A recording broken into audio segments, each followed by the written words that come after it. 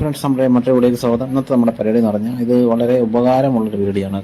ഇന്നത്തെ പരിപാടി എന്ന് പറഞ്ഞാൽ ഇത് എൻ്റെ യമഹ റേസ് ആണ്. ഇതിൻ്റെ എയർ ഫിൽറ്റർ മാറാൻ പോവുകയാണ്. അപ്പോൾ അതാണ് ഇന്നത്തെ പരിപാടി. നമുക്ക് നേരെ വീഡിയോയിലേക്ക് പോകാം. അപ്പോൾ ഇതിൻ്റെ എയർ ഫിൽറ്റർ വരുന്ന ഭാഗമെന്ന് പറഞ്ഞു കഴിഞ്ഞാൽ അതുകൊണ്ട് ഈ സൈഡിലാണ്, ഇതിൻ്റെ വലത്തെ സൈഡിലാണ് വരുന്നത്. അപ്പോൾ ഈ ഇരിക്കുന്നതാണ് എയർ ഫിൽറ്റർ. അപ്പോൾ നമുക്കിത് അഴിക്കാം.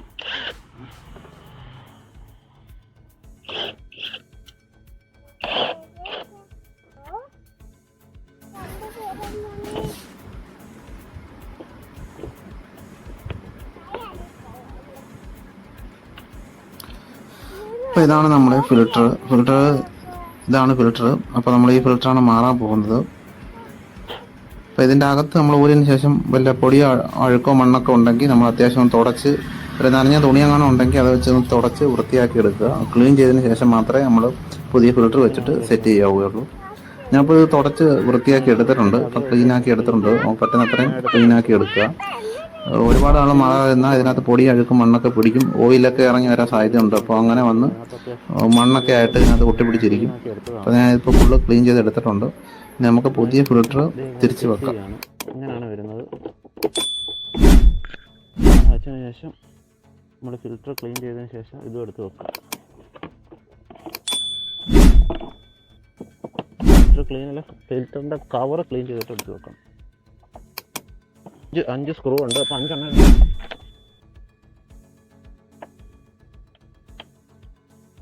നമ്മൾ സെറ്റ് ചെയ്യുമ്പോൾ ഓപ്പോസിറ്റ് സെറ്റ് ചെയ്യണം.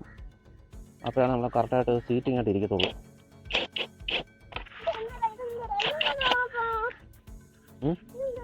അത് ഫിൽറ്റർ, അതാണ് ഫിൽറ്റർ.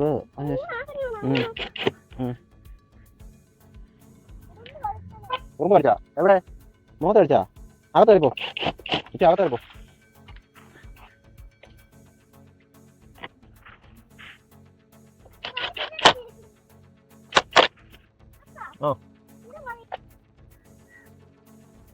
അങ്ങനെ നമ്മൾ എയർ ഫിൽറ്റർ സെറ്റ് ചെയ്ത് കഴിഞ്ഞിട്ടുണ്ട്. സ്ക്രൂ എല്ലാം ഇട്ട് ഫുള്ള് സെറ്റ് ചെയ്ത് കഴിഞ്ഞിട്ടുണ്ട്. അപ്പോൾ നമ്മുടെ എയർ ഫിൽറ്ററിൻ്റെ പരിപാടി എല്ലാം കഴിഞ്ഞിട്ടുണ്ട്. അപ്പോൾ ഈ വീഡിയോ നിങ്ങൾക്ക് ഇഷ്ടപ്പെടാൻ എൻ്റെ ചാനൽ സബ്സ്ക്രൈബ് ചെയ്യാൻ മറക്കാതിരിക്കുക. ലൈക്ക് ചെയ്യുക, ഷെയർ ചെയ്യുക വീഡിയോ.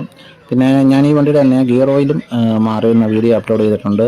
അതുപോലെ തന്നെ എഞ്ചിൻ ഓയിൽ മാറുന്നത്, പിന്നെ എഞ്ചിൻ ഓയിലിൻ്റെ ഫിൽറ്റർ മാറുന്നത് മിക്കവർക്കും അറിയാത്തൊരു കാര്യമാണ്. സ്കൂട്ടറിൽ എഞ്ചിൻ ഓയിലിൻ്റെ ഫിൽറ്റർ ഉണ്ട്. അപ്പോൾ സ്കൂട്ടറിന് എഞ്ചിൻ ഓയിലിൻ്റെ ഫിൽറ്റർ ഉണ്ടെന്നൊക്കെ മിക്ക ആൾക്കാർക്കും അറിയില്ല. അപ്പോൾ എഞ്ചിൻ ഓയിൽ ഉണ്ട്, ഗിയർ ഓയിൽ ഉണ്ടെന്ന് മിക്ക ആൾക്കാർക്കും അറിയില്ല. അതൊക്കെ ഒന്ന് ചെക്ക് ചെയ്യുക. അപ്പോൾ ബാക്കിയുള്ള വീഡിയോകൾ നിങ്ങൾ കാണാൻ ശ്രമിക്കുക.